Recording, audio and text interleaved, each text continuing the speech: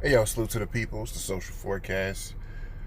It is Monday night, October 14th, 2019. It's about 10 minutes to 8 p.m. Eastern Time. Um, I just got finished watching, I think it was episode 9 of The State of the Culture. I'm a little bit late. When the season started, I wanted to start doing reviews on each episode. But what threw me off so much about the first episode, which I think kind of caught some people off guard, but a lot of people knew because they were following them behind the scenes. Um, the first episode was an obvious empty seat, and people noticed that Scottie Beam was no longer a part of the State of the Culture show. And last season, I had some ups and downs with Scottie. There were some episodes I really liked her input, liked her positioning on the show, and then as the season went on, there were some episodes I really wasn't feeling too much, kind of the way that she combated against the other kind of panelists on the show. And then I kind of left the season feeling like it was kind of you kind of felt like she wasn't going to come back. There was some chatter on social media, her saying that she wasn't going to come back to the show. And then second season opened, and it was awkward that first episode because it's like, yo, you couldn't help but look at that empty seat and be like, yo, where's Scottie? And then the next episode, they kind of changed the staging area a little bit to make it not as obvious. And then they introduced Eboni to the show, which I think she's growing on people. I kind of like her intelligence. She definitely has a lot of insight and knowledge on the political side when they do their political talk. Her and Joe have good banter back and forth.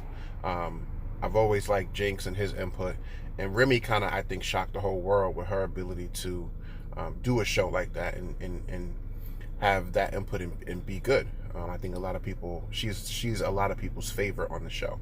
I rock with Joe, but I do like Jinx, and Ebony's starting to grow on me.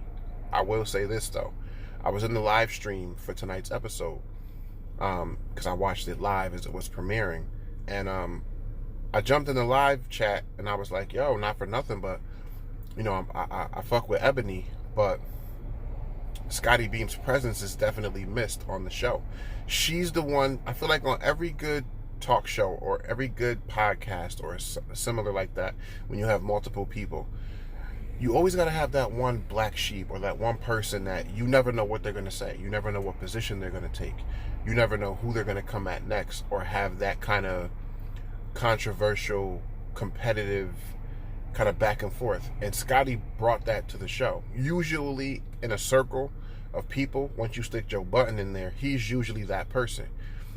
But I feel like with Scottie Beam, she took it to the next level.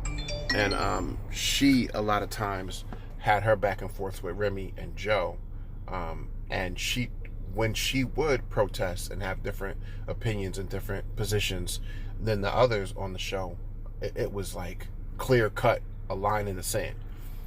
And so for those reasons, there were episodes when I really didn't like her being on the show, but having this season open up and her not be on the show this season, you could really appreciate the presence and the fact that she's no longer there.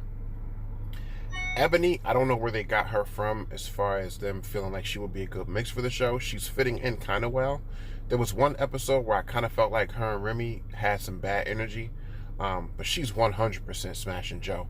If her and Joe are not smashing yet, they will be shortly, because they clearly have not only a chemistry on camera, but they go back and forth. They do their flirting, and I don't think she goes out of her way to hide it at all. And we were talking about that in the live chat too. People feel like, yeah, they got something going on between them, even if it's not physical and it's just that flirtatious vibe back and forth. They definitely have that. Jinx, for some reason, I don't know if it's just me, but it kind of seems like he's not as prevalent on the show as he once was, like last season. You know, I don't know necessarily if it's that he doesn't talk as much. I can't really put my finger on it, but he kind of seems to have taken a back seat a little bit. I don't know if that was something that they talked about behind the scenes or if something they cover in pre-production. That part, I don't know, but Jinx doesn't seem quite the same Jinx to me as he did last season.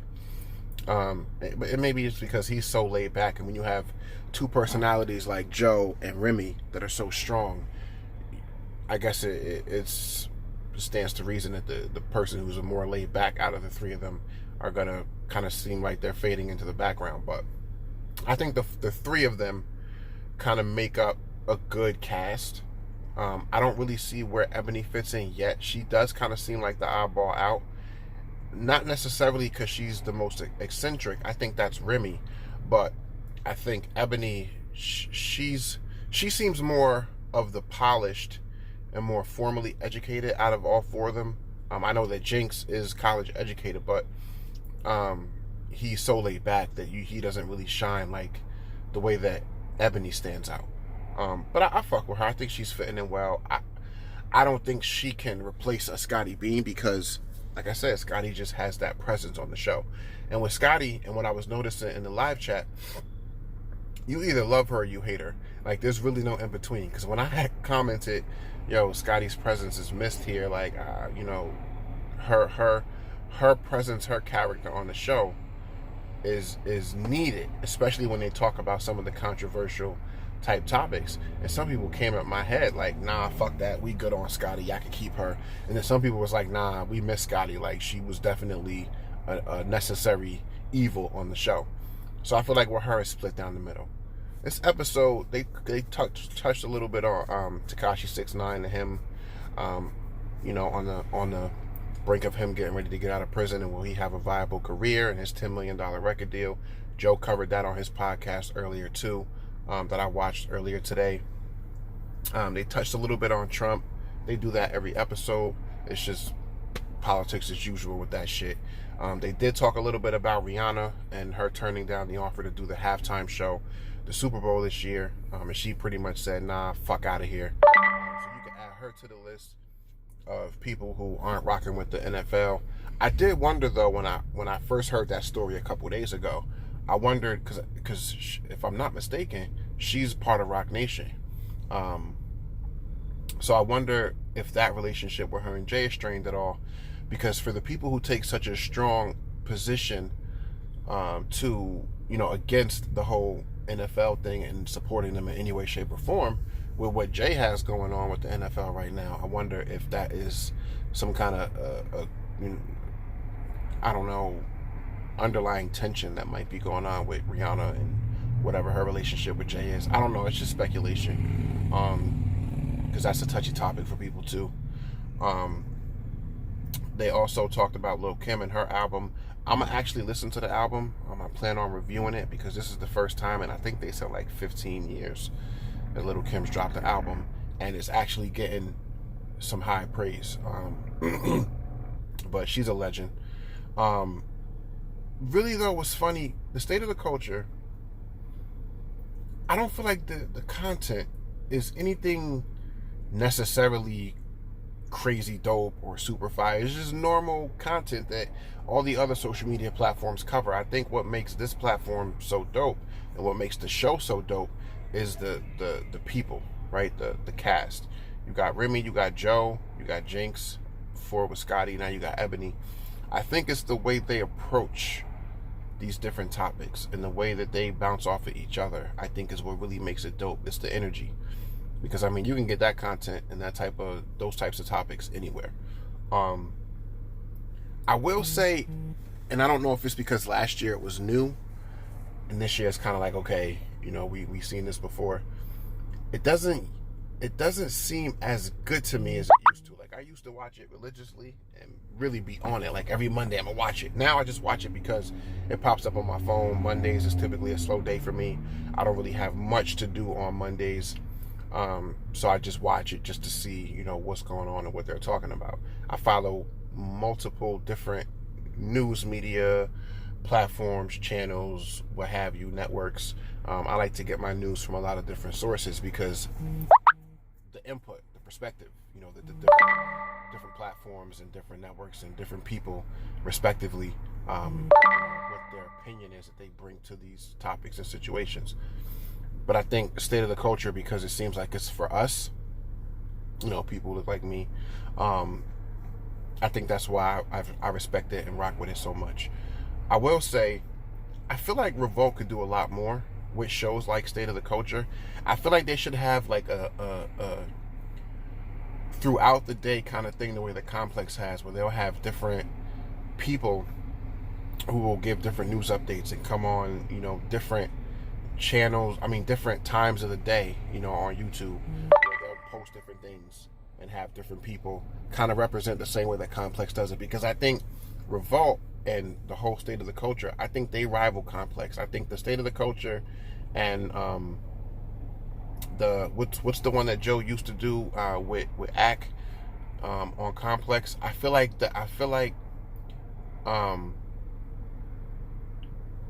those two shows are kind of in competition with one another. They're not exactly the same, but they kind of cover, when it comes to the music stuff, the music aspect, they kind of rival each other in that way. But I don't think Complex is really as reputable as it used to be. Not since Joe left.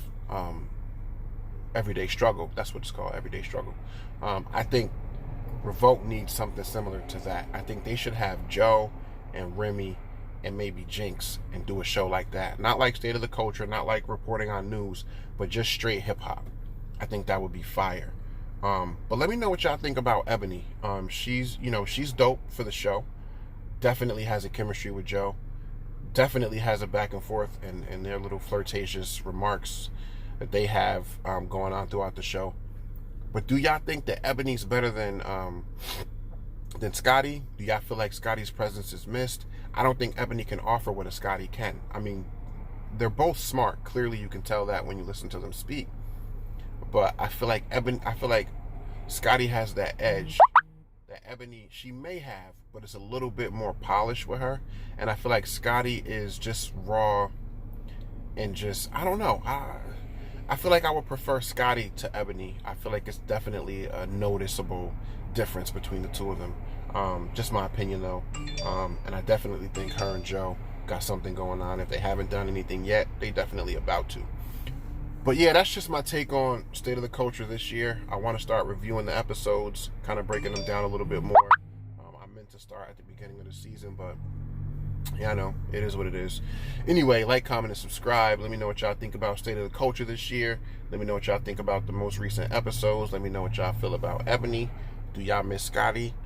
I feel like she should have came back and did it again. But I don't know everything. I just know what I know.